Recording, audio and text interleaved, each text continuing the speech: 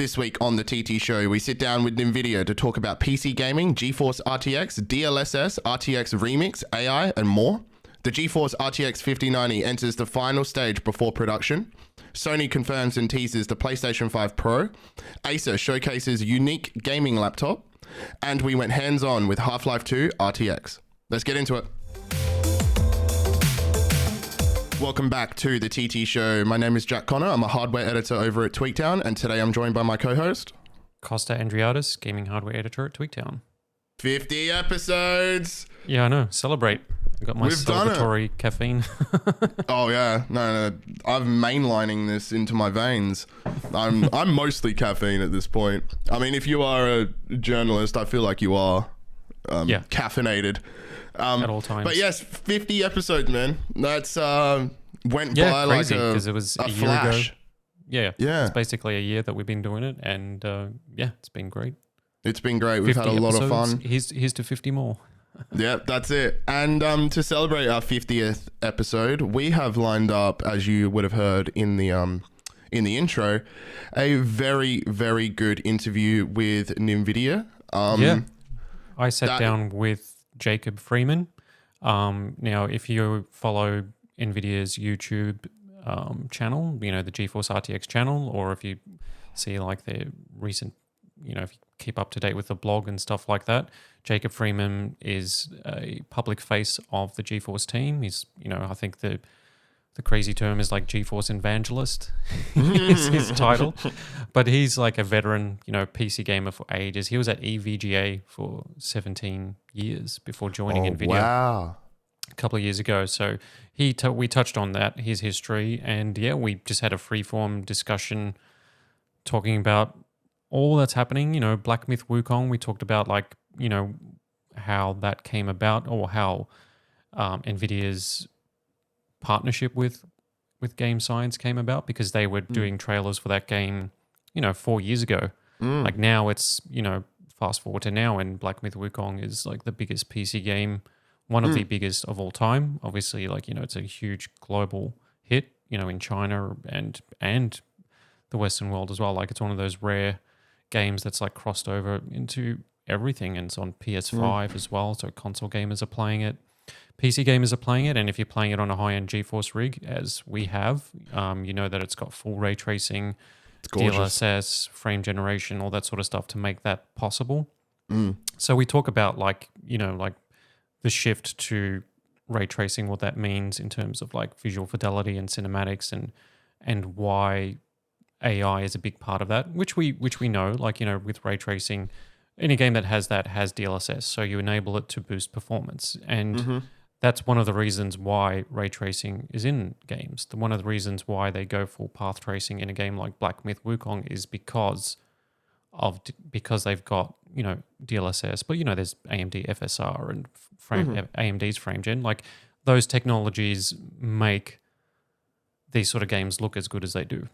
Yeah, and they also make it possible to play at a high frame rate as well. Yeah, because otherwise we'd be playing like we were playing 40 FPS, like an N64 game. Yeah, at 18 FPS or 22 FPS or something crazy. Yucky! It looks good. Yeah.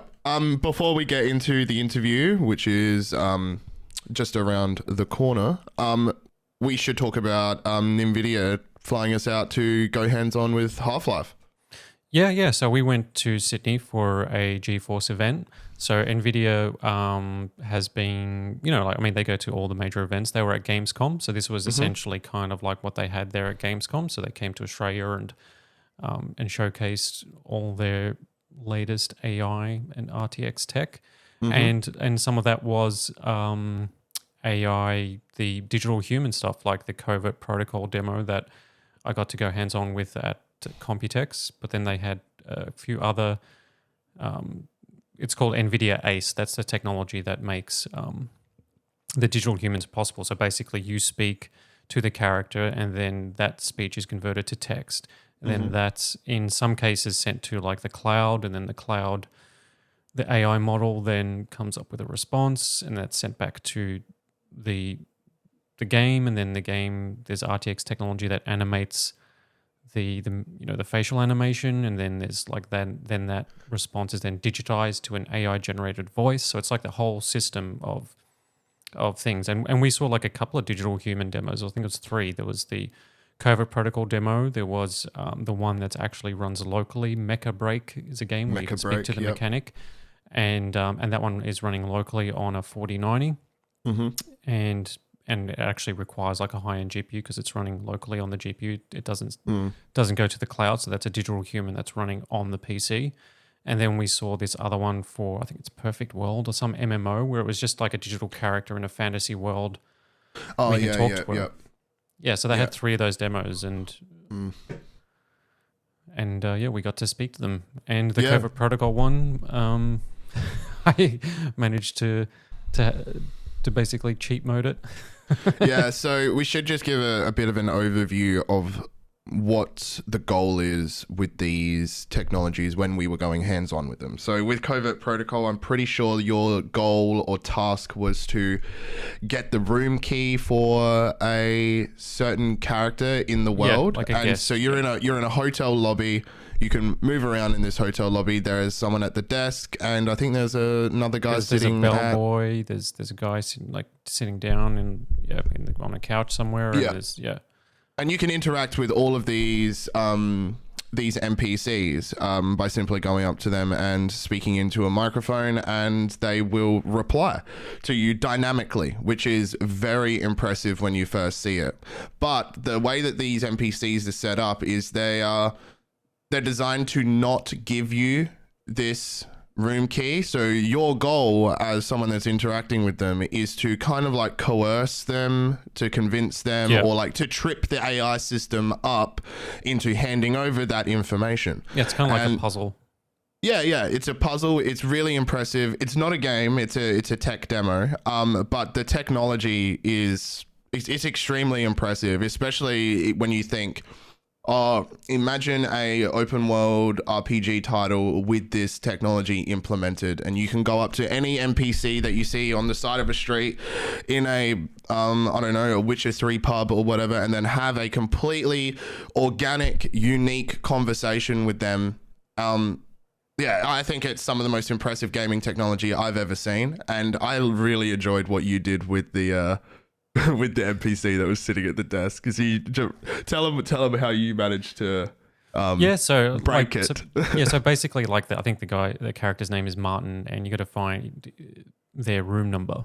So I basically and you can bring up just like in any game, you press tab to bring up the objectives. So basically it's like a quest. You got to locate this character, find you got your checkpoints or the dot point list of what you need to do. And so I go to the lobby desk, and the hotel person was there, and and I basically just impersonated the person. I said, "Hey, my name is Martin, so and so. Sorry to bother you, but I've lost my room key. I'm wondering if you can get me another room key." And then she's like, "Oh, yes, Martin. Blah, blah. Can I see some ID?" And then it's like, okay, so that's like a check there to say you say. Well, I don't have my. I basically just said that. Well, it's locked in my room. That's the problem. I need a key to get in. It was like, oh, no problem. And the AI took that as passed that information and figured out that because this person's supposed to be helpful, or that's their personality trait, because that's a key part of this whole system is that if somebody is abrasive, that they will be abrasive if that's their personality type. So this is somebody who works at the main desk, so they're not going to be their whole personality, or they're supposed to be helpful. And then with that, she was like, "Oh, what's your room number?" And then I just "Oh, okay." I think it was can't remember exactly. It was the 2 starts with a 2 or a 3 or a 4, and then because it started with a 3, that must have triggered something. She goes "Oh yes, Martin, room 325 or something like that. Here's your key." It was problem solved. Just finished the mission without having to speak to anybody else. Yeah, and what was really cool is when our NVIDIA contact said that was the second fastest he's ever seen anyone complete the demo, the task, or reach the goal. What was super impressive to me was just the lack of delay between the lack of latency between you talking and the AI responding. Even though it is like kind of, what would you say, maybe a second and a half when it's going to the cloud, that not one locally. That one was a cloud-based demo. Yeah. That's still impressive. Like it wasn't necessarily like so long that it felt like a loading screen. You know what I mean? Like in some games, like it's like, or Skyrim, whatever. Like you go through a door and you have to fades to black for 2 or 3 seconds, and then it fades back in, and like you go, okay, there's a hard break. This is only like a second or so, like it doesn't feel, all it feels like is basically like they're thinking in a way. Like that's so it's not like their face is frozen. You're like, okay, I'm just waiting for the computer to respond or whatever the case is. It's more like, okay, you just subconsciously assume that they're thinking about a response. Yeah, it's very natural. It's surprisingly what's a good way to put it? It's surprisingly organic. That's the word that just keeps coming to my head. Like when you're talking to these AIs, I suppose I went in with a bit of personal kind of like, oh, this is going to be this. I'm talking to a robot. It's going to feel like I'm talking to any NPC in a video game where you only have like 4 or 5 manufactured responses. Like, no. This is, you can say whatever to these things and they will come back with a response that you've never heard. And and also our NVIDIA contact, he said that they change. Like he still, when he's run this demo probably thousands of times, and he's still seeing new responses from these AI models, which is that's mind-blowing. Yeah, and I think it's good additive technology. Like I don't think it's going to replace like scripted dialogue sequences or cinematics or things like that, or like defined stuff. But I think because the other demo, the one that Perfect World, the RPG, where it's like a female character in the jungle, and it was kind of like one of those like campfire moments in like Dragon Age or something like that, where you're speaking to a companion and you can just talk about like, what's happening, or like, talk her history, like that armor, or like, what do you know about my world? Because that's a kind of like a cool demo, because her understanding of you, or however that's programmed, is that, oh, you're a visitor from a strange world with strange technology, which is, planet Earth, where we are now. So, you can even like talk about that, and it's a really cool. That was a really cool demo, because that one made you think, oh, this would be really cool in an RPG to have that level of interaction with a character. Yeah, totally organic gameplay. And I suggested at the event, I'm like, imagine RTX Remix taking an old game like Morrowind, or just Morrowind, getting a fresh coat of paint on that, combining it with Ace. You could then go back into one of your favorite games of all time and play it, have a completely organic experience with all of the NPCs, and it looks incredible. Like I think it's just going to breathe life into games, into old games, like 3 or 4 times over. It is some of the most impressive tech I've ever seen for gaming. Oh yeah, definitely. It's really, really cool. So they had like those demos, and they were impressive. And then they had Star Wars Outlaws there, which I've already got, but that was just because that's the latest game with like full ray tracing and stuff like that. And that looks, on PC, the environments and stuff like that, the level of detail is impressive. It is a good looking game. I've played a bunch of it. The gameplay wise, it just feels like a game from 15 years ago. Yeah. It's like a very basic shooter, very basic old school stealth mechanics. The AI is crazy in there as well. Like I've seen videos of people, that needs to be patched. They bait them over to the bushes, and your character is just crouching in the bushes, and then you take out one guy, and then the other guy just comes over to inspect, and then you take him out, and it's like, well, there's no. That's how games used to be. That's why it feels like an old game. Was like, I remember it's dumb. It might have been an old Assassin's Creed or some sort of like old game where it was kind of like that, where it's like you're in the grass and then you take out one person, the other person's like, oh, Yeah. The person that I was just looking at has disappeared. So I'll just walk over there, you take them out. Then the next person comes along, you take them out. It's like, Yeah, it's you're just exploiting the AI. it's just very mechanical, like, and you're exploiting the AI. Like you're not, there's nothing about it that feels super dynamic or, or like that your experience will be different to mine. No, your experience will be a slight variation on the exact same thing I did. Yeah. And I love the stealth takedown. It's just like a Goomba punch from like Thanos. It's like, dong. Yeah, like that's always like silly, right? Like, I mean, how can you like knock everybody out with like the same punch? The character's got the touch of death, is what they have. It's like as soon as they hit you with that fist, you're gone. Like, NPC that you're fighting is destroyed. But let's talk more about Remix. Yeah, so Half-Life 2 RTX Remix. So so RTX Remix, if you're unaware, is a toolkit that NVIDIA has developed. So basically you can take an old game that, could be running on whatever engine, but it's like a DirectX 9 game or 10 or DirectX 8, whatever it is, like an old game from 20 years ago. And what it does is that it allows you to import that game into RTX Remix. And what RTX Remix does is because it's kind of like a magic trick, but not really, because like feels like magic. Yeah, because DirectX 9 is like a defined API. So like, the game has its stuff, but when it's rendered, like it goes through that same API or whatever it is to render the game. So, and it doesn't matter whatever the game is, as long as it's DirectX or that version or whatever's supported by RTX Remix, which covers so many classics. Once that is rendered, like RTX Remix then basically translating it using NVIDIA's Omniverse 3D tech that they've been developing for, businesses where they're, recreating digital twins of Earths and factories and stuff. So sick. But this is like the cool stuff because it's gaming. So then that whole scene is that now in RTX Remix, and what happens is that it converts all the materials to physically based materials, converts all the lighting to be physically based, to be path traced. So then all the lighting can then be basically like, full ray tracing. And then also on top of that, there is like tools in it where it now there's like a plugin for Comfy UI, I think it's called, which is basically an AI thing. So you can use AI to upscale old textures. You can actually create your own textures and retexture the game.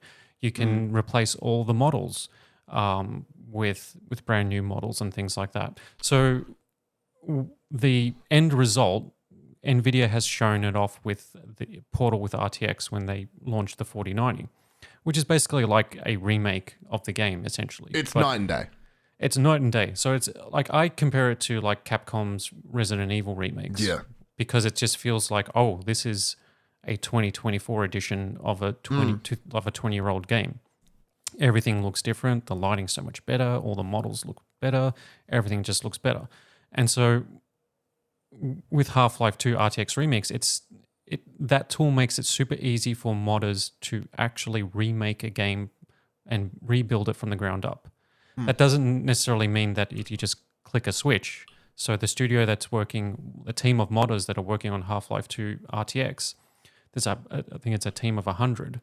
But the end result, and we got to see it and play around with it, is essentially looks like a remake. This looks like if Valve put together a team of like 150 people and put millions of dollars into a full ground up remake of Half-Life 2 that's faithful to the original with brand new visuals, amazing lighting, new models, new textures, new detail everywhere you look, and that's essentially what it is, and it's incredible. Yeah, it is. I think. What was super impressive for me was not only the textures, that's a given, but the lighting, the path tracing as well. Like, just when you would throw a grenade and the explosion that you would see from the grenade, the light like kind of as a wave, it goes over a wave of the wall, and just like the original Half-Life. When did that come out? 92. Well, the original Half-Life was 98. Half-Life 2 is 2004. 2000. Yeah. Okay. Yeah. This is, if you're a fan of those games, this is completely different. This will knock your socks off. Like, that's one of the how good greatest the lighting games is of all time. And even I said to NVIDIA, was like, you understand, like, this is like one of the biggest games of all time. This is like, you know, like if somebody like remade Super Mario 64 or Legend of Zelda Ocarina of Time or something like that. 100%. That's the level of it. And it's just a mod, but it just looks like a full-blown remake. So if you own Half-Life 2, you'll be able to get this for free, right? It'll just, because it's a mod. Like, it's not something that is monetized. But even if that's what it is, I think it's still one of the most, I think it's going to be a huge, like, Half-Life 2 sales will go through the roof. It's one of my most anticipated games, even though it's essentially just like a mod, like, you know, like a Skyrim mod or something like that. Yeah. What was really, I'm trying to think of what else was super impressive with it. Oh, with the lighting, like, because of the physically based materials, and they explain it, like, because, you know, you got new weapon models, right? But, like, because of the lighting and the new materials, so, like, it's you know, the gun is like, a pistol is metallic, right? So when you, like, throw the grenade, or when there's, like, lights, whatever, like, it's all reflected in the weapon too, and you can see it. And, like, because that's not there in the original, because the original is, you know, 2004. Like, Half-Life 2 is still a great looking game. Like, you can play it now. Like, you're not going to be, like, it looks dated, but, like, you know, like, for the time it was impressive, and it's still impressive in a lot of ways, because it's all pre-baked lighting and things like that. Like, it's still an impressive game. You know, the gravity gun is still impressive now because of just how it was implemented. Yep. No, the lighting reflecting off the metallic gun, that was really good. I'm trying to think what it was. We didn't really get, like, we went hands-on with it, but we weren't allowed to actually play the game. Through a level or something like that, which was disappointing, but, like, you know, they were able to show it off in person, which is great, because we've seen trailers now for a while, and I still think the project might be, like, a little while off, but because it is a big undertaking, because every single model is being replaced. Like, it's incredible. Like, you know, so Half-Life 2 was a big game, right? Like, back then, that was like a 15-hour single-player first-person shooter, right? Which was double the length of Call of Duty or whatever the case is, you know, like, more than double the length. And you've got, like, all these different locations, you know, City 17 in the introduction.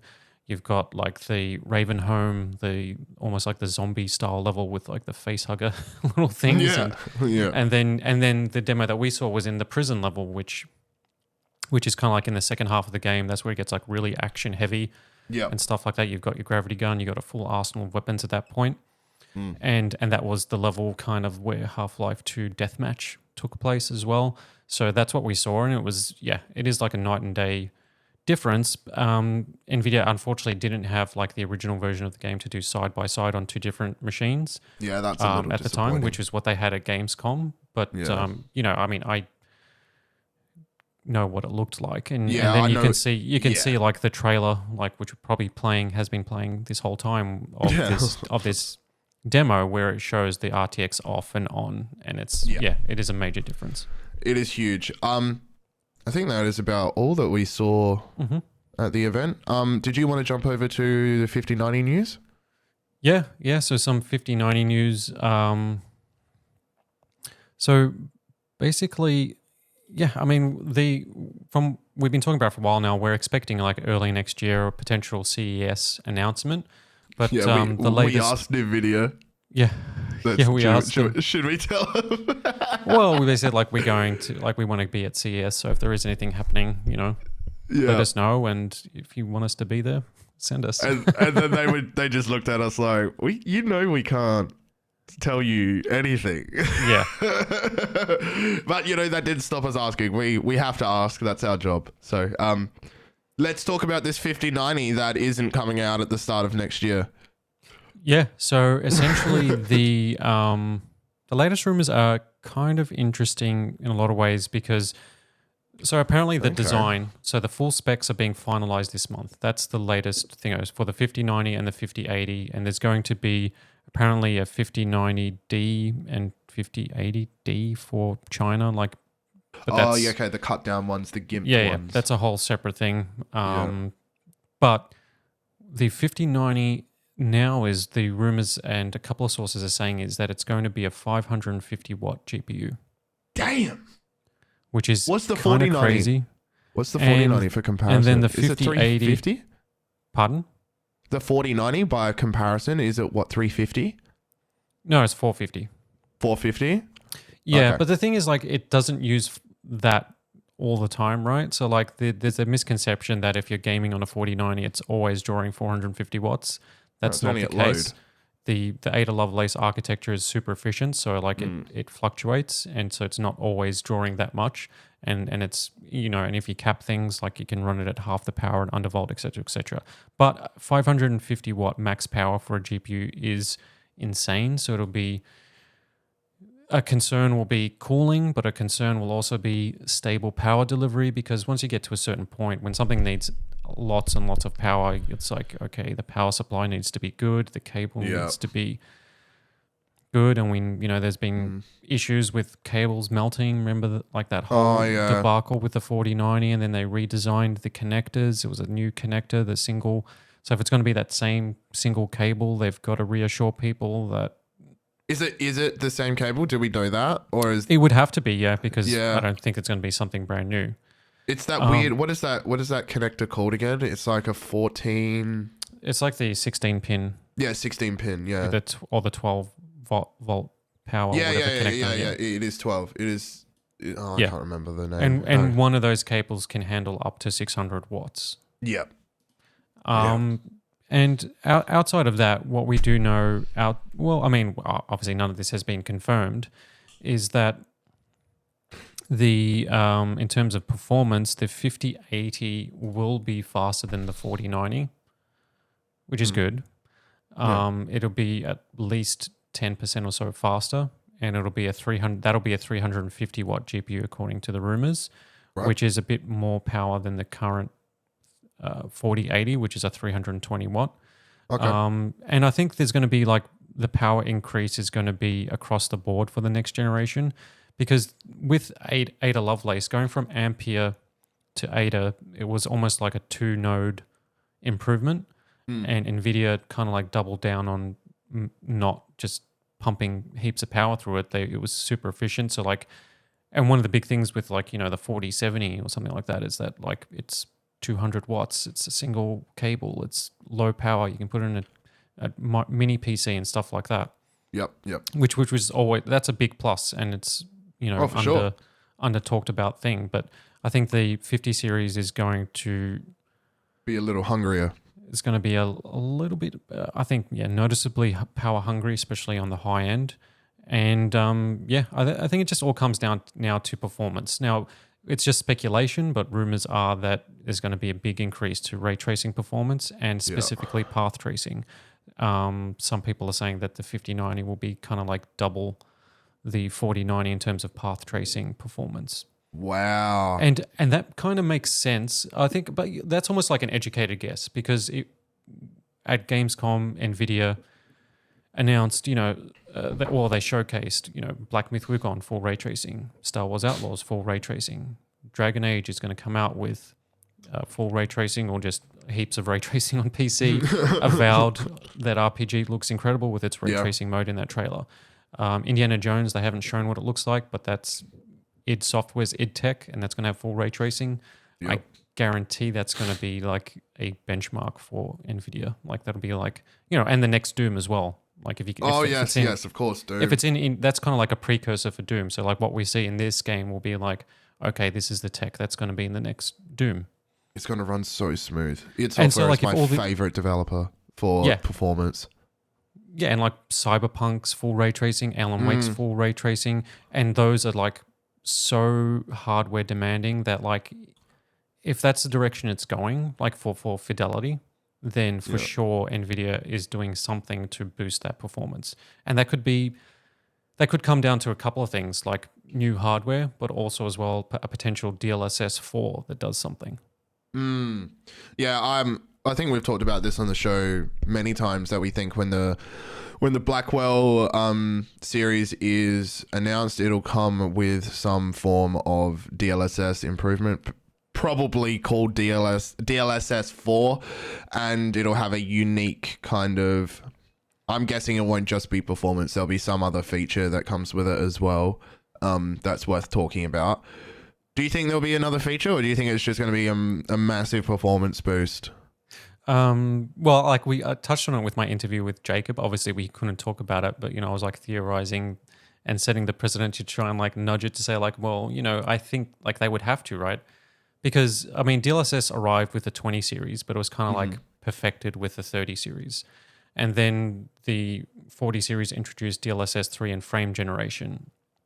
And NVIDIA and all their benchmarks since have all been just like, okay, this is raw performance, but that's grey because it's just academic. That's just what, if you want to see what raw performance is.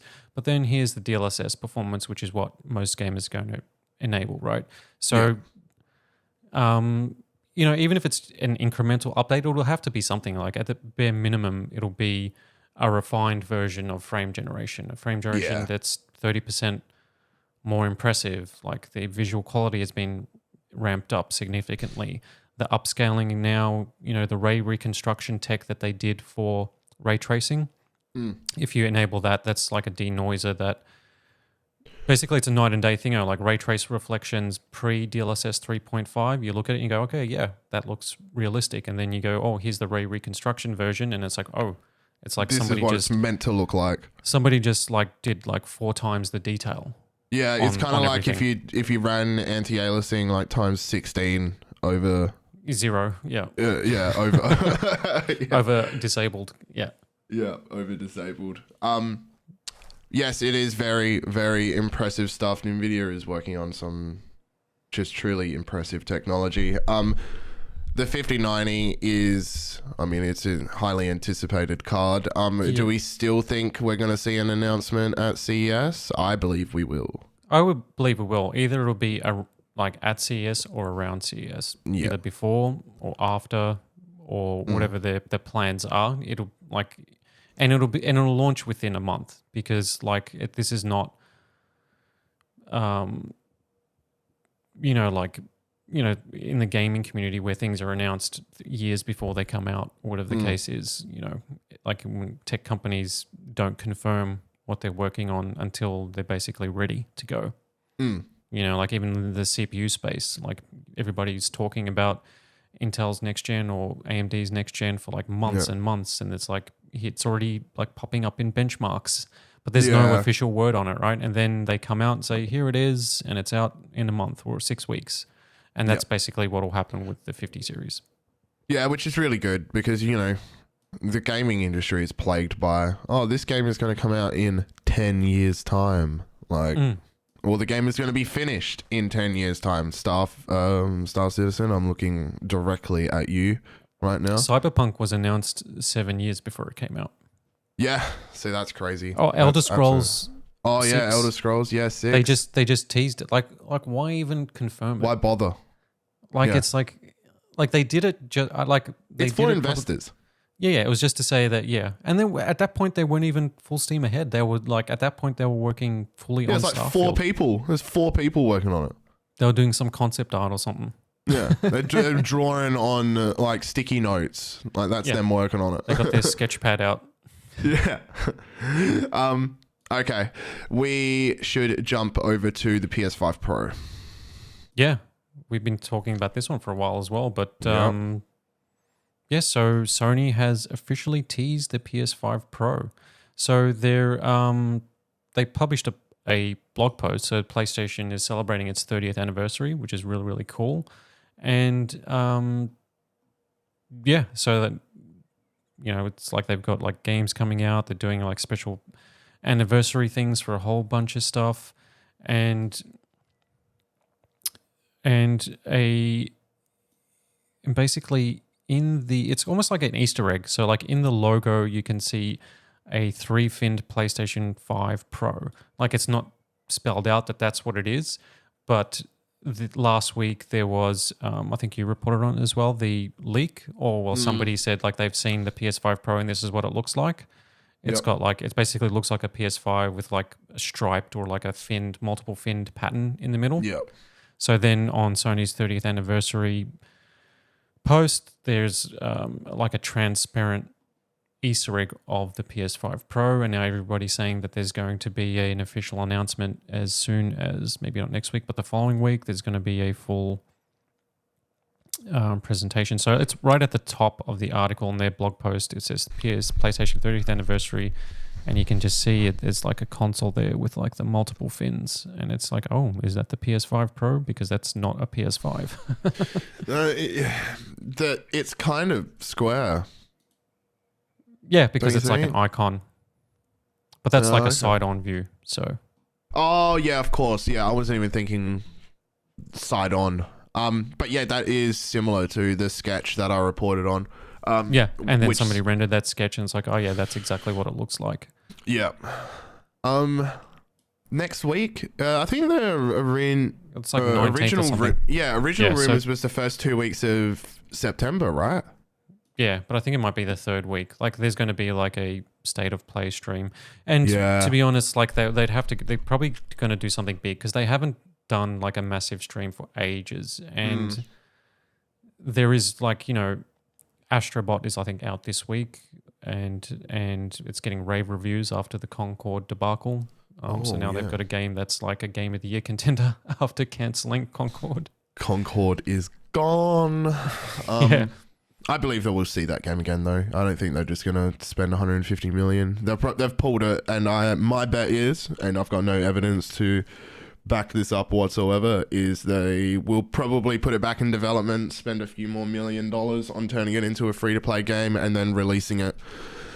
You can't spend approximately $150 million and then not get anything for it. I think they have to. Don't you think they have to? They can't just bin it. Yeah, but like, either way, it's a gamble. Like, obviously, it's not as big of an investment, but like, it's worth trying to salvage it. Yeah, like the reviews of the game aren't saying that it was trash or broken or a mess, but the reviews were saying that the gunplay was good, the movement was good. You know, some of that was good, but there was nothing super original about it. It still felt like Overwatch. The map design was nothing special, wasn't memorable. The character designs and hero designs are kind of like, eh. So like that, like the feedback was kind of like, the reviews are basically saying that it was like, yeah, it's like, doesn't quite grab you. Yeah. So this is a slight digression, but when I chat with my best mate, we chat movies, other forms of media. We talk for hours and hours. We came to the conclusion that the worst thing for a movie is it to be middle of the row. You don't want your movie, if you're going to release it, to be mid. It's either so bad that people will go watch it because they've heard about how bad it is, or that it's interesting bad, or a swing and a miss is better than a lukewarm, safe cookie cutter. Exactly right. Because if it is mid and it is just your generic storyline, or in this case, like a game, like say Star Wars Outlaws, like whoever you were saying, like the gameplay is very just generic. I think that's the worst thing that a piece of media can do, is just mimic other pieces of media. And I've had like similar discussions as well. And I think like the way that I boil it down is that like if movie specific, like if somebody says that like, oh, it's a popcorn flick, you switch your brain off for 2 hours and then you watch it. I'm like, that sounds like the worst movie experience in the world to me. Yeah, I'd rather be sitting there laughing at a train wreck, you know, like to be like a spectacular failure. Like, you know, Star Wars Episode 9 is, you know, widely considered one of the worst Star Wars films. Yeah. But it is super, I wouldn't say entertaining, but it's like it's not boring to watch because so much happens so quickly that you actually can't, like when you stop to think about like how silly a lot of it is or how nonsensical it is, then you just go like, what? Like, but it moves at such a brisk pace. You know, J.J. Abrams is like a very interesting director in that, like, he doesn't really have a defined style, but he can make like almost like a photocopy of a Spielberg type movie that is still like somehow entertaining to watch. Yeah. But but that film like starts with the opening crawl. It's like, oh, the Emperor returns, like the character from the original trilogy who Yeah. there was no hint that was even a thing in the previous episodes. And and in the theater I burst out laughing, and then the movie starts and there's like scenes every like 60 seconds, and it's like moving so fast, and there's stupid things happening. But Yeah. like that's not like a 3-star switch your brain off popcorn movie sort of thing. Like that's like half a star or out of 5 or whatever it is. Terrible, but supremely watchable. Yeah. Yeah, schlock. It's good trash. Good trash. Yeah, I don't like stuff that is just super mid. It's because like a perfect example of something being so bad that I'm still intrigued to watch it is the Borderlands movie. Well, I'm not going to go to the cinema to see it. I don't even think I can anymore. But no, it's already available on digital. Yeah, I will watch that because I know how much that flopped. But that apparently is not so bad. It's interesting. It's just downright terrible. Yeah, but I'm still interested in it because of how terrible it is. Like, I'll watch it and laugh at it. I think, being in the middle of the road and like falling to the side of mediocrity is the most boring thing. And that you don't want your media to be boring in any way. That is, whether it's games, movies, TV shows, whatever. If it's boring, it's like, well, it's worse than it being bad. Yes. Yeah, I agree. Yeah. And that's like with TV shows especially. It's like, this is just not... I'm just not... Like there's nothing bad about it, but it's boring. Like I'm not engaged with any of it. Like the writing is just middle of the road, the characters, whatever. Like it's like... like you can't sit... Like you don't even want to sit there and point out faults because you're like, yeah, it's fine, but I don't care. Yeah. That's death by mediocrity. And that was kind of like the Concord feedback. So... Even if it comes back as free to play, I think it's still a mountain to climb for them because it's not just the fact that it costs money to play. It's not because it's pay to play. I think it's also people don't want to play it. Yeah, I agree. Let's talk about this Acer laptop, which looks kind of futuristic here. What the hell? The IFA conference in Germany is happening, and Intel has announced a whole bunch of new machines, and we may touch on those next week episode. But Acer showed off a number of things, including a gaming handheld. But the thing that I picked out it's called Acer Project DualPlay, and it's basically a Predator laptop, and Predator is a gaming laptop. And how it works is very, very cool. What the hell is this thing, man? So... It's a laptop and it has a massive trackpad, right? Yeah. But there's a electromagnetic switch that you press on the laptop. And when you press that switch, the trackpad pops out. You flip it around and it's a wireless gaming controller. And it's also like the Nintendo Switch Joy-Cons in that the left and the right side can be detached to become 2 individual controllers like on the Switch to play games. This is crazy. And then what also happens is that on the left and the right, 2 little speakers pop out as well. So you can get Where? What time in the video? Well, you can see them on the left and the right and the front. Yeah, like the speakers pop out.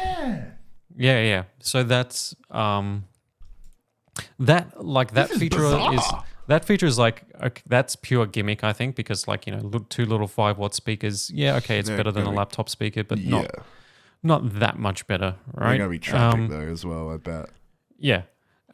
So Acer says this Predator concept embraces the latest gaming trends, unleashing a new dimension of versatile and shared PC gaming experiences that converge in one powerful device. The gaming trends they're talking about is obviously controller gaming, PC gaming handhelds, and so embedding a controller into the laptop instead of, just bundling a controller with it.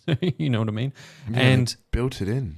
And there's so much RGB on it. So there's RGB all around the trackpad controller thing. There's RGB on there's a whole light strip going around the entire laptop, around the display, underneath. And so it's kind of garish. So the design is like one of those gamer designs. If you saw this laptop, you're not going to mistake this for anything remotely productivity related. Right? Yeah. You look at this, like if you took this to like an office meeting, people would be like, "What are you doing?" Playing League is what I'm doing. Street Fighter 6. And it's weird is that like the press release is just got you can play Street Fighter with your friend with it. Capcom Street Fighter. So I just assumed that Acer partnered with Capcom for the announcement because there are several references to Street Fighter 6 throughout the press release for some reason. Okay, that's bizarre. What a crazy design. Do we know if it's coming to market or is it just a concept at this point? So they're basically showing it off like a concept. Like yeah. We see those at Computex and stuff like that. Like, hey, check out this concept of like a gaming something or other. So yeah. So I mean, they're if just it's testing a real the waters with it. If this is a real thing, I'm assuming that it could come out sometime next year, but then it may not come out at all. It may be something. This will be something that they'll take to CES. Yeah, that's what I was about to say. And potentially just show it off as another concept and get feedback. And what do you then think? Not say anything about think the it'll release. Do well if it comes out? Acer printed laptops are pretty popular for gaming, and I think there's a market for this, but like I don't know. Like I mean, I would need to feel the controllers. I think that would be the I don't because like. I imagine they'll be very flat in your hand, right? Well, this apparently like the controllers is supposedly high quality with like the sticks and stuff, but yeah, it's hard to. But like that technology has gotten really good though, right? So you got like these slim gaming handhelds. So ANAO has a new gaming handheld, like an Android one that I should be getting at some point, and that's like got an OLED display, but it's like a super thin one where it's got like the Hall effect analog sticks that it's really, really good apparently, and they're like slimline, and then you got like mechanical switch buttons and things like that. So the actual tech, like just with like keyboards and mice for like game controllers has improved dramatically. Like you can still pick up like cheap gamepads, like that's always been a thing, but like the actual quality of decent controllers and decent hardware has just gone up, which is good to see because like gaming keyboards now are better than they were 5 years ago. Gaming mice are better and controllers are better too. So and if this is a key part of it, like if they skipped out and it was like the Nintendo Switch launch where it's just joystick drift after like 3 weeks of use, whatever the case is, or like the sticks just get stuck or the buttons get all mushy, mushy buttons, whatever, like that's just not going to fly. Because that's like this is a part of the system. Like the controller has to be built to last. Yeah, that's so true. Yeah, and I wonder if you could actually buy, like, say the controller broke, they'd have to be able to sell it. You'd have to be able to buy it separately. Yeah, there have to be a replacement or some sort of thing where they can actually just send you a replacement. Yeah. That is a very cool laptop. I hope they do showcase that at CES and we can get some hands-on footage from it if we are there. Because it's unique. I like that. I like that it's a different, like we were saying before.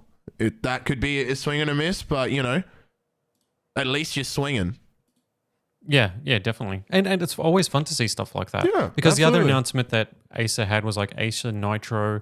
This is the hilarious. Let me find the name of their gaming handheld. And the gaming handheld is like, okay, cool. Acer is also making one because this is like Lenovo or the ROG Ally from Asus, right? Like they've been out for like a year now, and Acer is in terms of like. Like those computer companies, like, you got Dell, you got Acer, you got HP, you've got Asus, you've got Lenovo. So it makes sense that they would do a gaming thing because they've got their Predator, they got their laptops and stuff like that. Yeah. So their gaming handheld, Tell me if this is like the most gamer name you've heard for a piece of hardware. It's called the Acer Nitro Blaze 7. Oh my God. And that's how you have to say it. No, you have to say it like that. Nitro Blaze 7.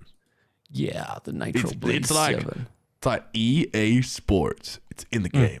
Yeah, it's a 7-inch 1080p gaming handheld with the Ryzen 7, with the Radeon 780M GPU, which we know is good for gaming. And, like memory, storage, etc., high quality buttons. But it's not something we haven't seen. That's like them playing catch up, right? It's them saying, okay, we've got one too. Whereas this laptop is like, hey, have you seen something like this before? I'm like, no. Like I've never seen a trackpad pop out No. and then you flip it around and it's like a full controller. Yeah, I've never seen that before. But what's cool about that is that because it's wireless, you just plug it back in and it'll just charge. Like you won't have to that's worry nice. about battery life at all, or even like plugging it in to charge or whatever. It's actually kind of a cool concept just based on that. Like just being able to like, oh yeah, pop it out. It's fully Yeah. charged, ready to go. It's interesting. I want to use one. I want to use it. Yeah. We should wrap this up. We've been going for a bit longer than we should have. You guys are about to get a great interview with NVIDIA. I suppose we will see you next week then. Yeah, so we'll say goodbye for episode 50. Please like, subscribe, comment, etc., etc. But yes, stay tuned because now we're going to cut to my interview with Jacob Freeman, GeForce evangelist at NVIDIA, and we talk about all things PC gaming and GeForce and NVIDIA, and I try and get some information about things that aren't announced yet, but obviously not, because like then then they would be announced. Yeah, then it would be like breaking news. But it's a great discussion, and I had a lot of fun in the talking to Jacob, and I think we'll potentially, once they do announce the 50 series, we'll get him back on to talk again, because he's definitely knows his stuff. He's a PC gamer through and through, so it's like basically like chatting to a PC gamer that grew up playing all the games that I grew up playing. Yep, it is a great listen, and we hope you enjoy it, guys. Happy 50th episode, my friend. I've had a lot of fun doing this, and to another 50 in the future. Yes. Okay, thanks, guys. See ya. So I guess if you just introduce yourself first, just your role and just a brief history with GeForce. Sure. My name is Jacob Freeman. I am a GeForce evangelist. I have been at NVIDIA, it doesn't sound like very long, about a year and a half, but I was at EVGA for 17 years, so definitely well-versed with all things GeForce, obviously. And yeah, just happy to be on your show. Awesome, thanks. I mean, that history with EVGA means how far does that date back? Like, what sort of GeForce GPU are we talking about? If you're going back to 17 the first years? one that I think but even honestly, even before EVGA, I was a huge NVIDIA fan. Going back to like GeForce 2 days, I've just been a huge PC gamer for like 30 years. Kind of dating myself, I guess, a little bit. It's totally fine. My first GPU, like the first GPU we got in our household, was a GeForce 2 as well. Yeah. So the first card that I think I worked on at EVGA was like the 8000 series, like the 8800 GTX, 8800 Ultra, those cards. Yeah. But obviously there was a lot of cards around that time frame, from 8800 to GTX 280s to 480s to 580s, so yeah, been through quite a few of them. Yep. And and staying on top of all that naming convention, now we're up to the 40 series. Yep. Now we're so we already had a 400 series, so now we have a 4000 series. Yeah. Yeah, definitely. I thought we'd start the conversation with like Black Myth Wukong. Like, this is a game that NVIDIA has been showcasing for like 4 or 5 years. Like game trailers and like DLSS and Unreal Engine and ray tracing, early looks at the game. And for those that have been following it for that long, it was one of those like, oh, this looks amazing. Can't wait to play it. Obviously, games take a very, very long time to develop, and this is a brand new studio. So it's massive, massive success. Caught quite a few people off guard, but it's like, it's basically on the zeitgeist or whatever you call it. Like everybody is aware of it. There's people playing it now, like it's the game of the moment. I just want to, I guess, from if you're aware or if you have that knowledge, like, so if NVIDIA like showcases that trailer like 4 years ago, like how does it come across? How does like a game like Black Myth Wukong come across your radar? And then how do you guys decide like, okay, this is something that we definitely want to promote or not necessarily promote, or just make gamers aware of. We want to showcase this. It looks fantastic. And then Yeah. I guess the final thing would be like, how then do you, keep track of it, or work with a developer, or or work with them to time the release, driver updates, etc., etc. Yeah, well, I think from our perspective, having a good developer relationship is really important. Obviously, in the case of Black Myth Wukong, they were going for a very realistic cinematic kind of look, especially with the environments. And I think it just comes down to the best way to achieve that is with ray tracing, or in their case, full ray tracing or path tracing.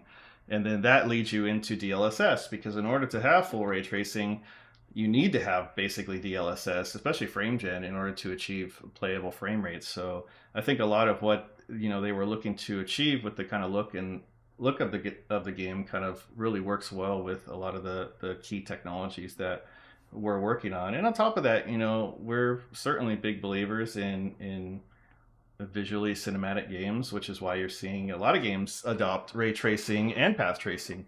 Like Star Wars Outlaws has ray tracing. Alan Wake 2 has full ray tracing. Black Myth Wukong has full ray tracing. Indiana Jones just got announced to have full ray tracing as well. So I think the NVIDIA technologies really are a key to making that achievable at a playable frame rate.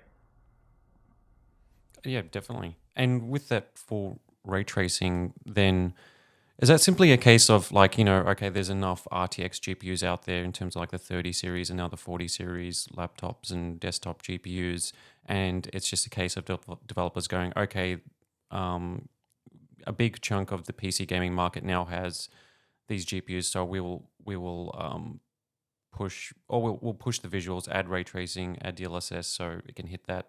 So Well, gamers yeah. will be able to experience that, or is it like a vice versa of NVIDIA also going, oh, hey, guess what? We, working with Unreal Engine to make sure those, or whatever, like, like just saying like, okay, showcasing that this is what you can do, or this is what you have access to. I think it's certainly both. I mean, obviously, from a developer's perspective, when they implement technology in the games, they want to make sure that a wide variety of cards can support the technology.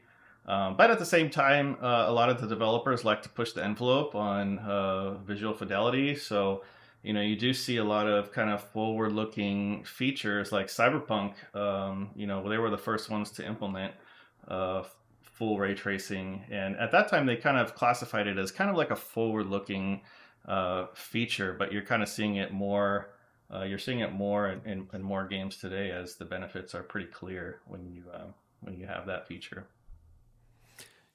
Yeah, definitely. That's one of the strange ones, the forward-thinking thing, because like even with like Black Myth, if you look at the first NVIDIA trailer from like 2020 or 2021, that's kind of around the 30 series was out. So that's before frame generation. That's before like cards like the 4080 and the 4090. So there is that sort of like theoretical thing that gets baked into it, where developers, with Cyberpunk as well, that launched with the 20 series. So they're working under the assumption that, okay, it's going to run great on the high-end tier, but they're also thinking about future generations of cards. And if that's the case, do NVIDIA then say, okay, this is what we're targeting for next gen, or when developers ask those sort of questions? Because, if a game is in development for 3-4 years, they might want to know what is on the horizon. Yeah. Well, I think that's going to come up to the individual developer. Obviously, I can't speak on behalf of the developers, but what I see certainly is, in the case of Cyberpunk, the game is not that new yet. It's still, still very impressive, and still tons of people are playing it today, and it keeps getting better all the time. Like, they were one of the first ones to implement ray reconstruction as well, which is a newer technology that was introduced in DLSS 3.5. Which kind of even further improves the visual fidelity in games. So I think for a lot of developers, it is really important to their to the visual look of their game, and also a lot of like, for example, ray reconstruction that was introduced because essentially denoising ray traced pixels was challenging. So and they wanted it, they want to have the best denoising possible, and ray reconstruction was able to give them that essentially, so they can get even better visual fidelity. And in the case of Cyberpunk, the performance impact is virtually non-existent with ray reconstruction, so it's almost like a no-brainer to support it in that case. Yeah, definitely. Like that 3.5 update was it's almost like a night and day thing, or it's almost like an RTX off and on. The sort of meme where, like, if you look at the reflection, it's like, yeah, okay, that's the reflection, and then you go put ray reconstruction, and you're like, oh, okay, so the It's detail hard to go back. It's yeah, it's honestly, like one of those, like, it yeah, almost feels like a ray tracing got leveled up with that tech. I've been playing a lot of Star Wars Outlaws lately, and especially for a lot of the indoor environments. Like in the Star Wars universe, everything is shiny. When you're like Mm. inside the Death Star or whatever, everything is so shiny, and I think ray reconstruction makes just such a huge difference in that game. It's almost hard to not have it. So it's great. Yeah, definitely. Like in Star Wars Outlaws, I think like that when you see the stormtroopers for the first time and their shiny armor, it's like Yeah, that ILM ray tracing demo from yeah, I 5 years know. ago where they walk out of the elevator and it's like, oh, how cool Yeah. does that look?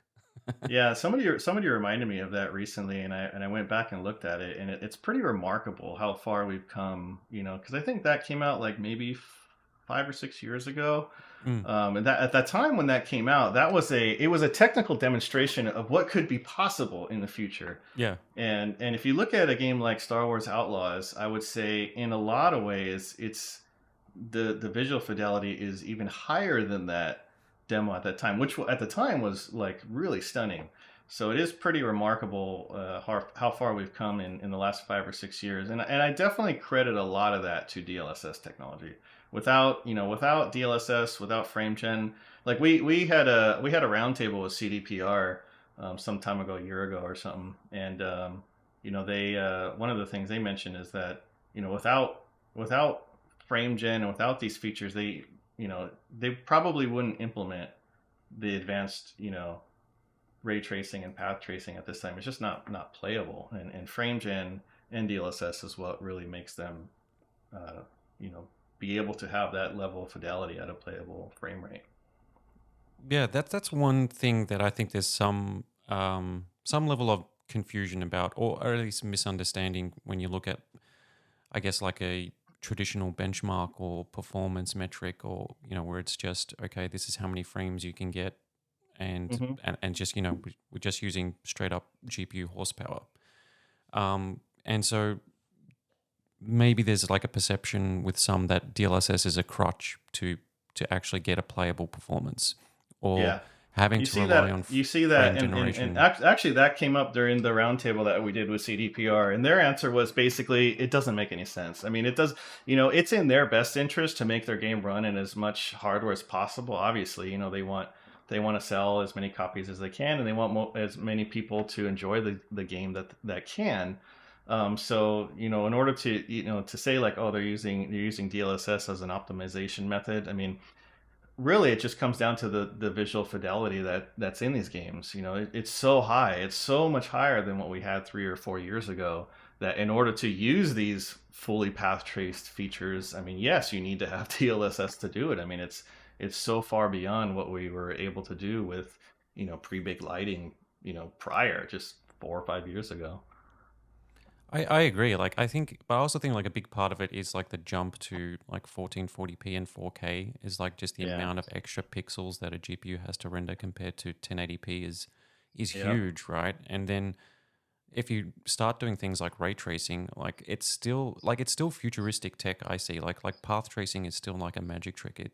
It's like it's only because of that you've got like DLSS and FrameGen that it becomes playable. Is that like okay, here's something that could, if you're just looking at raw horsepower, could be something that's 5 6 years or 2 or 3 GPU generations down the road. But in order to Yeah. make it playable now, like we've got all this like amazing tech just to make it possible. Yeah, and in a lot of cases, there is virtual, like in the case of DLSS, if you were to take like a DLSS, look at like DLSS with like 67% scaling, which is like DLSS quality, versus a Mhm. native non-DLSS image. I mean, most people probably wouldn't be able to tell a difference, and in some cases, it looks even better than like a TAA image, which the DLSS is just doing a lot better job of resolving some of the noise in the image in some cases. So yeah, it is almost kind of like a why would you not use it? At least for me, like I Yeah. I'm a huge fan of DLSS, and it makes a lot of sense, I think. Oh, definitely. I'm the same because like if you're gaming in 4K, even if you're able, like if quality mode gives you um, like the same or better image quality, then why not enable it? And I think ray reconstruction makes it kind of like an essential tool because the AI denoising or what ray reconstruction does for Yeah. ray tracing is is like way better than any alternative. So like it's like oh, it's almost like a must.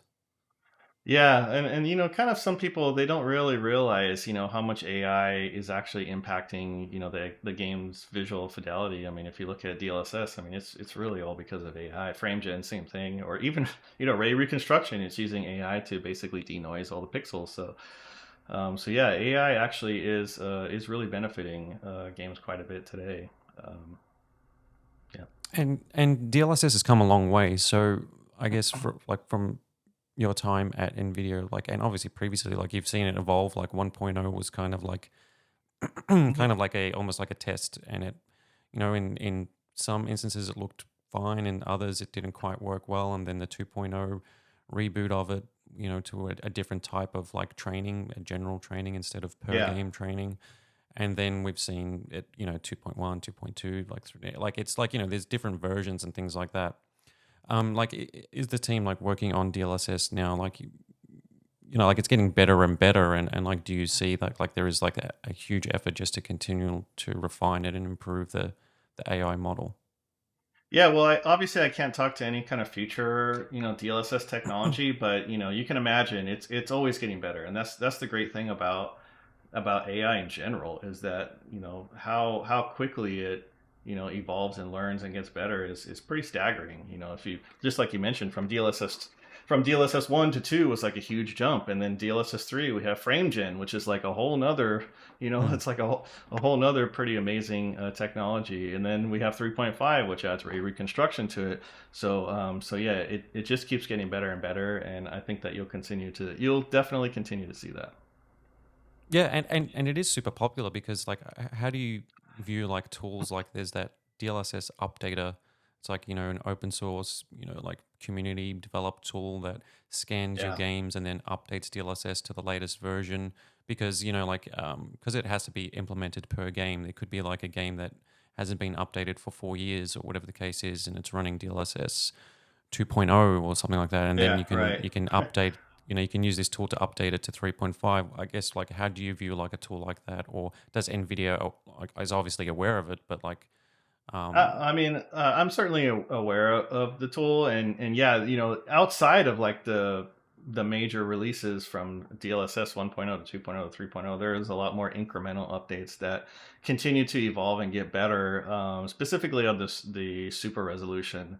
So yeah, developers, it's kind of up to the developer which version they implement. Of course, we always suggest implementing the latest as it has, usually the best performance and image quality.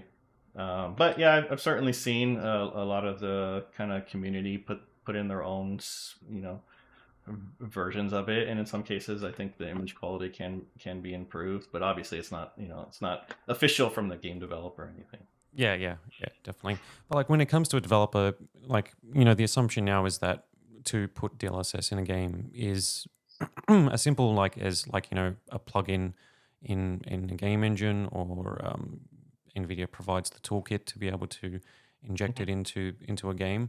Like, how simple is it to add DLSS support into a game? Because now a PC Yeah. game without that support or a major release feels like, oh, where's that option? It is pretty simple to add it, which is why you see so many game titles add it. It's also integrated into the most popular game engines as well, like Unreal Engine, for example. So it is relatively simple to add it, and on top of that, we do work with a lot of developers, all of the developers on implementation as well if they have challenges. Obviously, it's in our best interest as well to make sure that the experience is good. Yeah, definitely.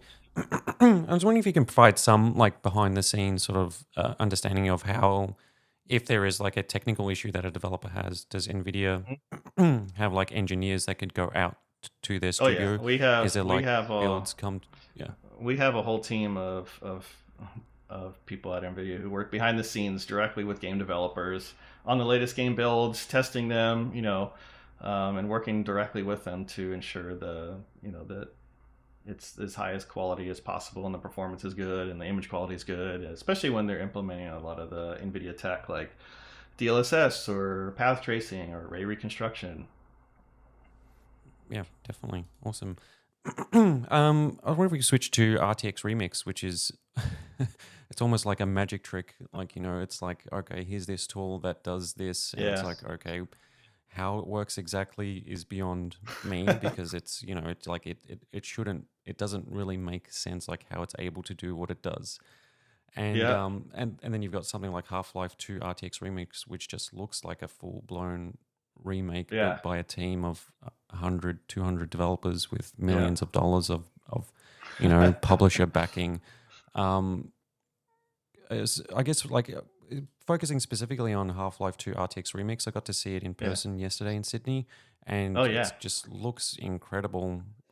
It looks like that. Yeah, Like, it's not done yet either. It's only gonna get better also. But even today it looks pretty amazing. It's being done by a studio called Orbifold Studios.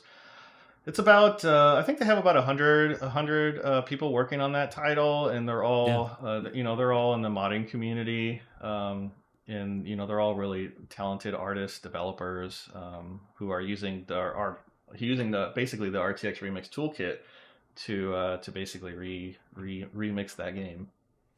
and obviously with your history of being a PC gamer for decades, you know the importance of this, right? Like Half-Life 2 RTX Oh Remix yeah, has the potential to be like, Capcom's recent Resident Evil 4 remake for console gamers. It's like, oh, here's this yeah, GameCube era classic, and because it's like everybody's replaying it or people are playing it for the first time. This has that sort right. of potential. I mean, you know how big Half-Life 2 is, so surely Nvidia's like, okay, we need to ensure that we're on top of this, or that we're providing as much support as we can, or whatever they Yeah, need will help yeah. out. I mean, it's. I would say most PC gamers probably say it's in maybe their favorite game of all time.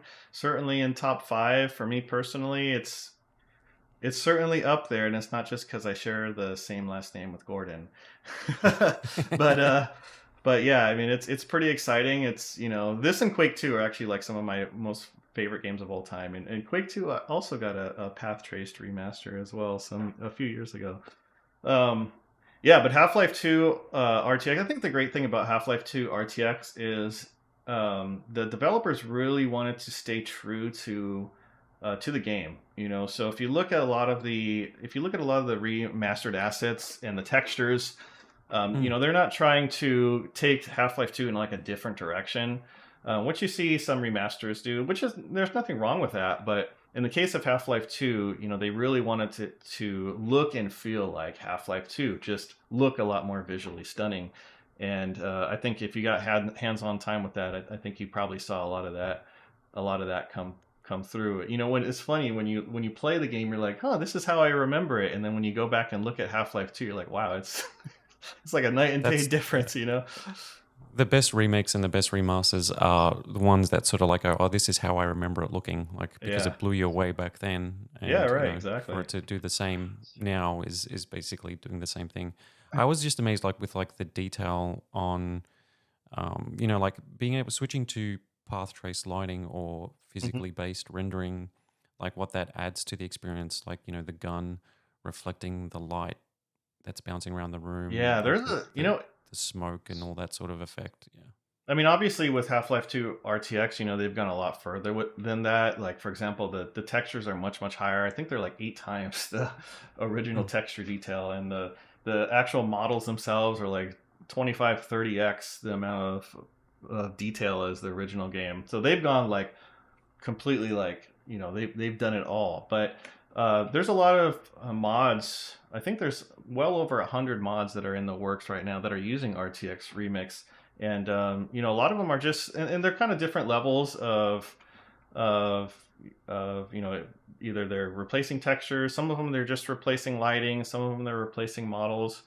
But like you said, the lighting makes a huge impact, and I think a lot of people don't really realize it, how much lighting makes an impact on the just how a game looks and feels. Like for example, I've been playing. I don't know if you've seen it. I've been playing Doom 2 Oh, I was about to ask you about Doom that. 2 ray trace. Yes, Yes, that's amazing. I and it's like it's if you look at the actual assets in the game, I mean, I mean, they did add like 3D models, I think, for some of the enemies. But if you look at just the Yep. overall texture quality assets, I mean, it's very similar to Doom. Now, what changed is the lighting, and it makes such a tremendous difference in the overall presentation of the game. It's almost worth replaying. Actually, it is worth replaying it again, which Oh, I've been doing. So same. And like it adds like it changes the game in a way to make it like I mean like more immersive, which is yeah, a general description, but I think it kind of makes it feel more like Doom 3, like because of the lighting and the shadows, it adds right. like that sort of like tension or that horror element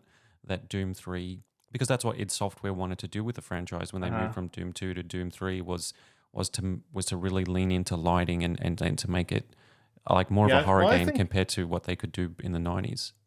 I think Doom 3 was one of like the earliest implementations, and I mean they weren't using like full ray trace or anything at the time, but I think they were trying to emulate what a fully ray traced game could potentially Yeah. look like with a lot of the lighting that they were doing, which at the time, nobody was really doing. So yeah, I guess you could say that Doom 2 is like I guess what maybe could have maybe what they were reaching for with Doom 2 RT, maybe with the Doom 3 lighting perhaps. Oh, it's awesome. If people haven't played the Doom 2 ray traced mod, definitely check it out. We did a story on it, and I posted Yeah, just a quick video. I just captured gameplay. I was posting the story because I was playing it.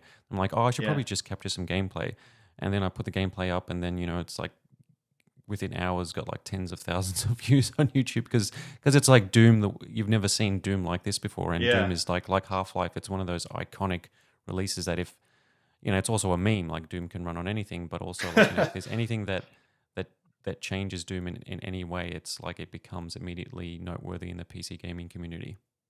Yeah, but going back to RTX Remix, it is actually pretty amazing, the way that it works and how it can work, because you can take games of a certain era and literally just take the RTX Remix files and dump them into the games folder, and then it will replace all the lighting with fully ray traced lighting, which is pretty, and also add DLSS 3 and or adds frame gen, adds ray reconstruction as well.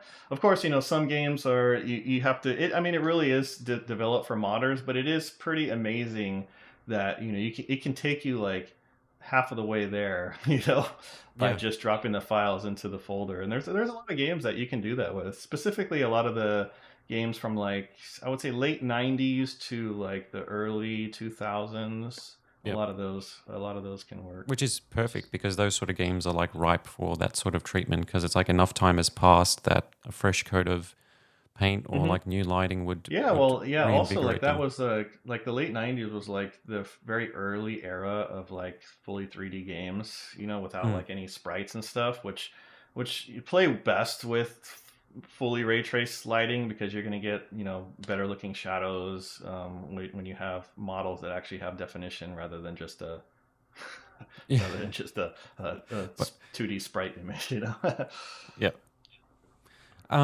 So like I'm not a modder. So like I don't know what goes into these, all these crazy Skyrim mods and all these other game mods and RTX Remix, is a game changer for modding. Now, with I guess from your own experience of engaging with modders, or even the Orbifold team or the RTX Remix community, is the perception or like I guess like that that it makes that modding process a lot easier, or they can achieve a lot more with Yeah. RTX Remix than without it. Like to do what it does, um, from for people that have no idea how you mod a game, is it like Yep. is the reception like holy cow, this is like changed the Yeah, game? we've had a lot of people who have taken a look at it, a few YouTubers and stuff who have taken a look at it and are shocked at how easy it is to use. They're not modders either, but they were Mm. able to basically load up a game and start replacing assets. So it makes it really easy to do that, and especially for a lot of the older games, because a lot of times either the tools don't exist anymore to like replace assets in the game, or they don't work anymore for the older games. So RTX Remix really helps modders to basically import the scene into RTX Remix. They can look at individual textures, they can replace textures, they can use generative AI to change the textures as well, upscale the textures. So it is actually quite powerful. Yeah, and it's one of those things that really leverages AI tech in a great way, and it obviously integrates things like DLSS and frame generation, and has all that stuff there for so it can like Yeah. boost the performance of path tracing. Right, yeah. Once you import all the files, it'll add super resolution to it. It'll add frame generation to it, and it'll add ray reconstruction to it as well. And also, it gives you a lot of flexibility over lighting, and a lot of settings that you can change. And even myself, I'm not a modder as well, but I can easily take a game scene and import it into RTX Remix and start changing stuff. It's a lot of fun. That's what modding's all about, like being able to tinker, like play with Yeah. something, and and it's a perfect name as well, remix, because you're taking something and you're just rearranging it like a remix would for music. Yeah, yeah, yeah. It's pretty amazing, actually. I'm a huge fan of RTX Remix. And just leading off of that, like obviously it's open source and it's in beta and it's being continuously updated. Do you think it's at a point now where we could start seeing regular GeForce, I guess, announcements? Because you guys post weekly DLSS updates. Like these are the games that are getting DLSS. When there's a new driver, there's a breakdown of the driver. When new games, GeForce Now Thursday tells you what games are being added to that service. Do you foresee, like, maybe it's not weekly, maybe it's monthly? Like, I think it would be a good idea for NVIDIA to like start promoting some of these projects and posting, like, here's an RTX Remix monthly roundup. Here's projects that are in development. Here's stuff you can play now.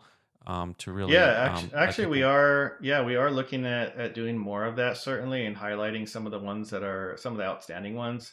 From our side, obviously, we need to make sure that we have the publisher rights and all that kind of stuff to promote it through our channels. But those are all avenues that we're looking at to make people more aware of these pretty awesome RTX Remix demos that are out there today. But a lot of them are, it takes a long time. If you're going to do a full-blown remaster, like at the level of Half-Life 2 RTX or some of the other ones that are out there, it does take some time. So some of them most of them are kind of early. Doom 2 actually is pretty fully, it's pretty fully fleshed out for the most part, but a lot of the demos out there are still works in progress, little bugs here and there that they're still kind of working out. So I think as we get closer to them being in full release state, I think you'll see some more of that. And like, are there like, because it's still like in beta, like will there be like major updates based on the feedback you get in terms of making it easier to use or adding functionality? Is the RTX Remix tool something that is continuously like evolving? Yeah, big time. So we have a Discord channel, an RTX Remix Discord channel, which is very active. Where you can learn about some of the latest projects people are working on, and also a lot of feedback that develop or modders give to us. And we have a lot of NVIDIA employees or Remix employees that are on that Discord as well, who take a lot of that feedback and implement it into future releases. Cool. Switching to more AI stuff. So like DLSS is fully established. It's AI generated or AI powered upscaling, and frame generation and ray reconstruction. So that's that's focused on making a game look better, and that kind of like sits on top of the game, or it's part of like the rendering process, or like the final stage, or whatever you want to call it. Yeah. And obviously AI is a big focus for everyone at the moment, and for GeForce we're seeing, we saw Project G Assist, which was a very fascinating and impressive demo for like how AI could be used as a, like a wiki that you can engage with as you play, so to speak, Right. or like, a guide or a walkthrough, or even just something to assist you, as the name says. And then you've Yeah, got ACE exactly. technology as well, which is Yeah. now running locally, or like it's digital humans that you can speak with. Developing those sort of technologies, and we're seeing those now. Like,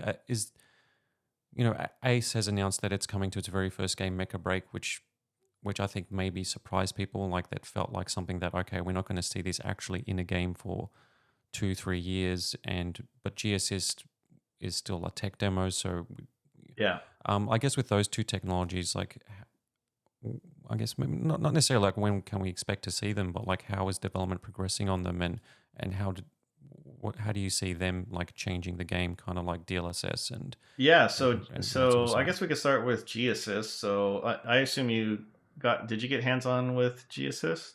Yeah, at Computex. Yep. Yeah, so yeah, it's a like just like you described, it's an AI assistant for games, and it has access to. Obviously, you can think of it kind of like a wiki for the game, but it's more than that because it can actually see what you're looking at as well.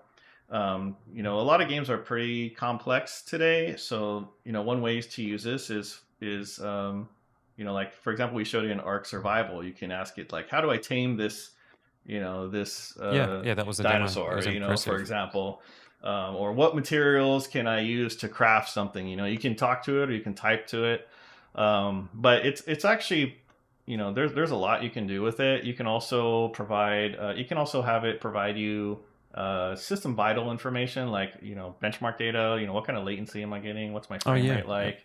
You can perhaps ask it like how should I optimize my system? I mean, there's almost endless possibilities for how you can use G Assist. And yeah, I mean, it's another example of how you can use AI to enhance or enhance games or educate the gamer on the game itself. Yeah, um, the performance side was kind of cool. Like that whole like being able to see, like to call up to say like, oh, how's the game been running for the last minute? Like, is there any way yeah. to be able to lower my GPU power draw, but then maintain at least 60 FPS performance? What could I do to do that? That seems more like a general, like a valuable tool that would be great to have as like part of the NVIDIA app, or like an overlay, or something like that. Yeah, Is you can even ask it to draw you a graph, for example. Like yeah. chart my performance over the last 1 minute. And it will actually draw you a graph to show you how your performance was over the last set number of time. Is that something that could be released as like a general tool for like as an update to the NVIDIA app or something like that? G Assist is now a part of the Yeah. overlay and shadow play and all that sort of stuff. Well, I mean, obviously, we don't have anything to announce on that front at least, right now at least. But Hmm. the NVIDIA app continues to get more integration with a lot of the different NVIDIA software tools that we have. So it's potentially could see a future where you see G Assist added to it, but obviously it's kind of too early to really say with Yeah, any certainty yet. cool. And I guess the other side, so it's like how, like there's obviously like a challenge from getting this into games. Like for a game like Ark Survival, or a game that are like rich in like mechanics and systems and or like RPGs. Like it makes a lot of sense for a developer to Yeah. look at G Assist. So then, how would that work? I guess from just broadly speaking, like a developer would have to then say, okay, NVIDIA, can I have this tool? And be like, okay, so now we're going to train. Yeah. It's Yeah. like an AI model that we need to train specifically on our game. We have to tie it in, or like how do you integrate Yeah. it, So or we how would is it we would integrated for the demo that we saw? yeah, for Arc, we worked with the developer directly to integrate GAssist into it. And I think for a lot of developers, it makes a lot of sense. Obviously, they want to have, they don't want players to get stuck in their games either, Yeah. right? So I think more helpful. A lot of games have help, but this is a much more helpful version of a tutorial or a help file in a game. Yeah, definitely. So yeah, like it'd be cool to I guess obviously you can't speak about it. Well, will we hear more about G Assist, I guess, soon or soonish? Yes. Yeah, we will always have new stuff to announce in the very near future on a lot of the stuff that we're working on. We will have, of course, just like AI stuff, just like DLSS, Yeah. AI, specifically AI features get better and better. So we will have, Yeah. So we'll have more what's to talk on DLSS 4 looking like? that. Can't talk Because it about has to that be yet, 4. but yeah, Or don't will you know. skip 4 and just go straight to 5? But as you know, I mean, you can imagine DLSS, from 1 to 2 to 3, keeps getting better and better. So, good things. I'm sure we'll have more to talk about.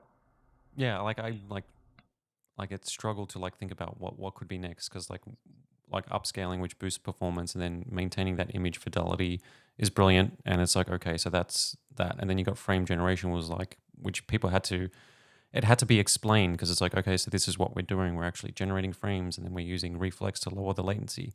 And Well, I think, like, yeah. I mean, there's a lot of things that you can do that, maybe wasn't even thought of before. If you look at like ray reconstruction, for example, it turns Yeah. out AI is really good at denoising ray traced image. So, I think there's a lot of applications that could be used potentially in the future to make our games look even better.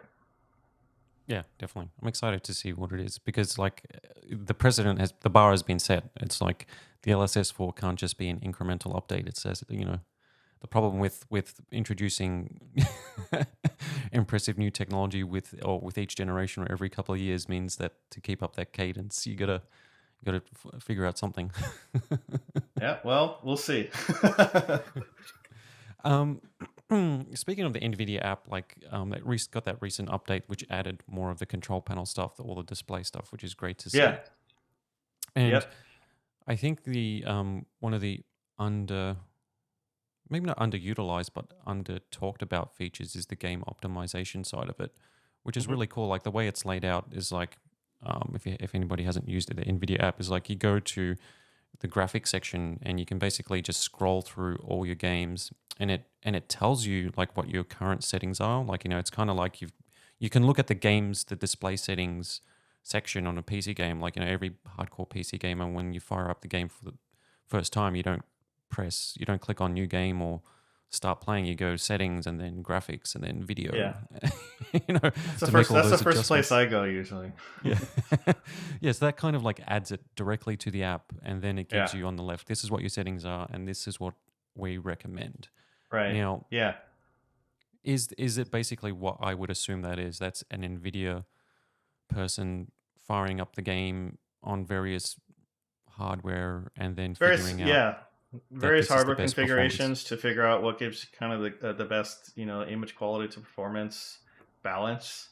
I think the good thing about it is, for guys like me and you, we know all these settings, we know what ray reconstruction is and all this stuff. Yeah. But for a lot of people, it can be pretty overwhelming to know, how do I get the best image quality out of my game? And certainly that's a great way to do it. It's kind of a one-click way to get the best image quality and performance out of your system. And so it's pretty great, and also can act as like a one-stop shop for all the games that you have on your PC. Yeah, definitely. And that, being able to set performance or quality, then optimize. Does it like how long would it take to do that, to add that optimization for a single game? Because like a driver release be like, oh, these 10 games have been added. It's like, okay, well, it actually, for one game, it takes like a full week or something like that to actually get through all of that.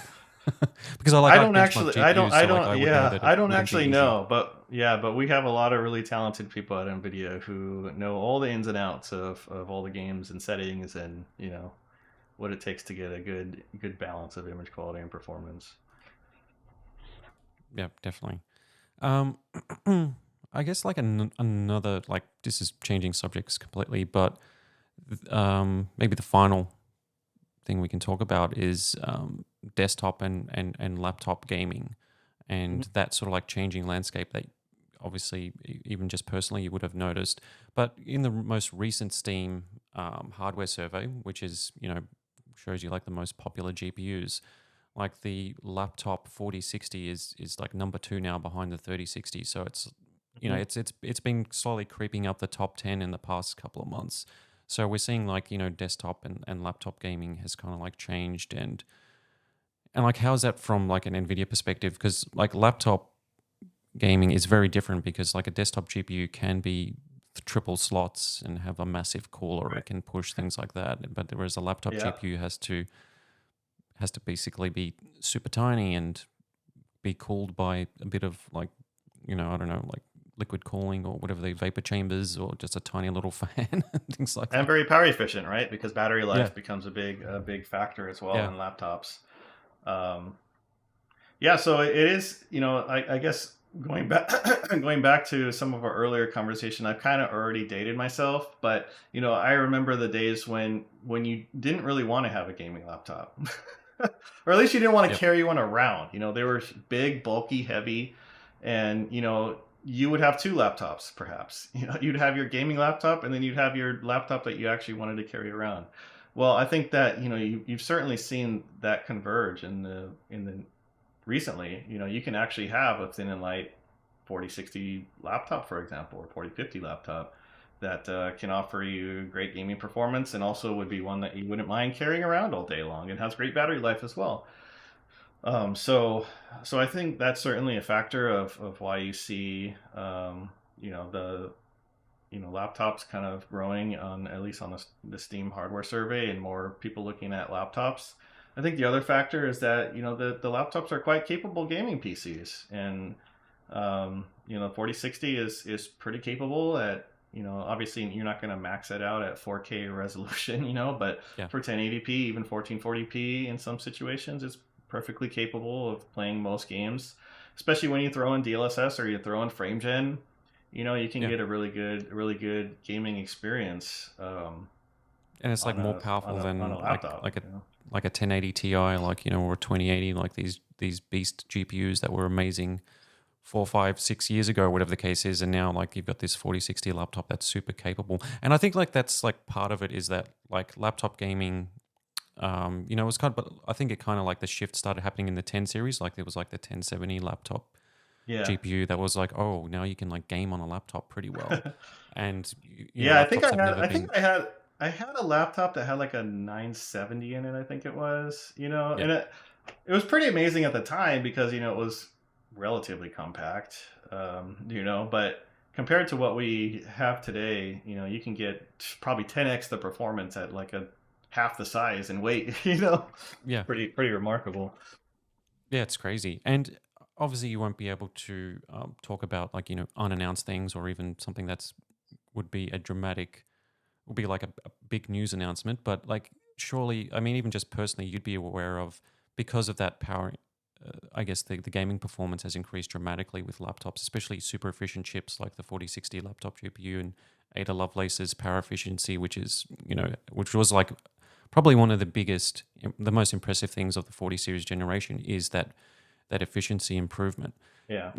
And now we're seeing these portable PC gaming handhelds. Like the Steam Deck is a very viable platform to actually play PC games. The ROG Ally, the Lenovo Legion Go, and things like that. So obviously you're aware of them, but NVIDIA has I've heard no of them before, presence, yes. has no option in that space. So surely, I guess that you guys are aware that is a potential growing market. Like now, PC gaming handhelds like a Nintendo Switch for PC gamers is not necessarily the future, but it's like a third tier. I think that it's going to, you know, if we're seeing desktops and laptops now, we could be seeing desktops, laptops, and handhelds, you know, 4 years from now as like the three pillars of PC gaming. Yeah, obviously I don't have anything to announce of that. Yep. Certainly well aware of the handheld gaming market. But yeah, I don't have anything to announce there. But you know, like we were talking about before, you know, you know, like some of these thin and light laptops, you know, are, you know, could potentially rival like a, you know, the weight and portability of even a handheld, you know, device as well. But you know, certainly aware of the market there. Yeah, definitely. I think it's, yeah, it's cool to see. Cool. Cool. Well, that pretty much covers everything. There was one final thing that we've had some community feedback on that confused some people. So I just want to get your perspective on the GeForce RTX 4070 refresh that was, I guess, quietly announced. I mean, it's not a major revision, but it is a model change where the GDDR6X memory changed to GDDR6. It's always a tongue twister to say.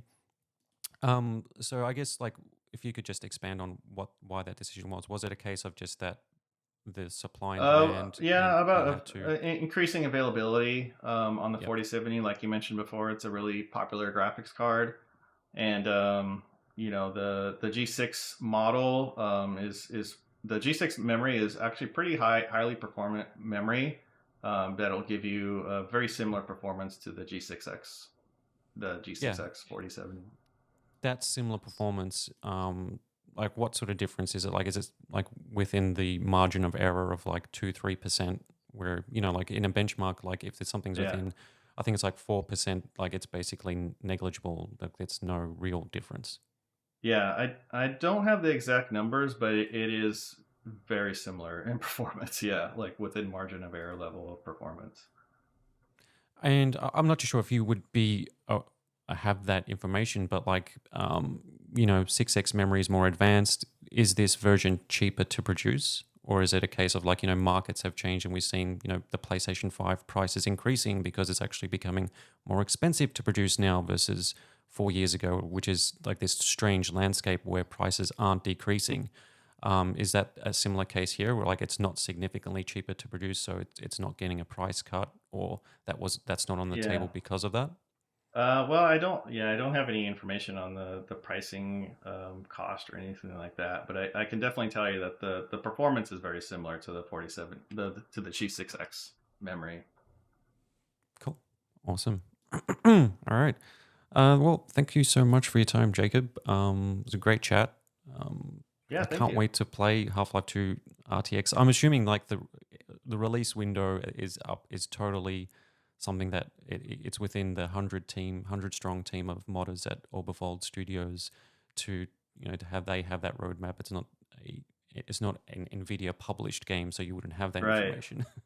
Yeah, I don't have any information on release date. Like I said, it's still in development. But I can't wait to play it either. Yeah, I got a little bit of hands-on at Gamescom, and that only left me wanting to play more. So, is that your most anticipated game, or is there something else on the horizon that you're like itching to play? For me, I want to play Indiana Jones.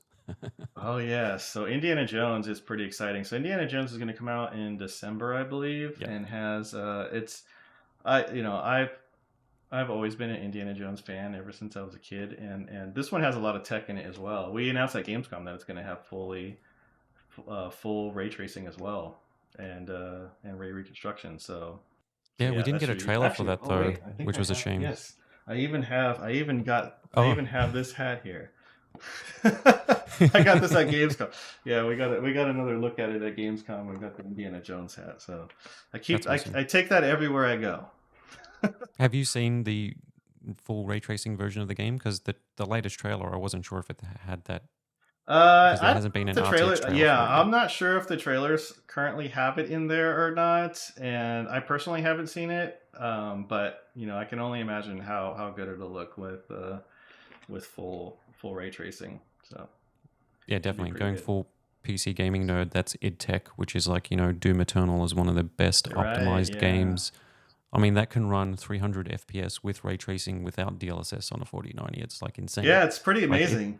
Like their tech is just so next level. They've done they're obviously they've been a PC design house since the 90s, and id Tech is great, and I can't wait to see that along with the new Doom game. Actually, that's also up there on my highly anticipated list as well. Dark Ages. Awesome.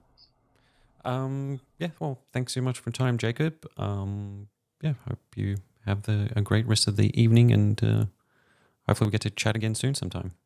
Yeah, all right. Thank you.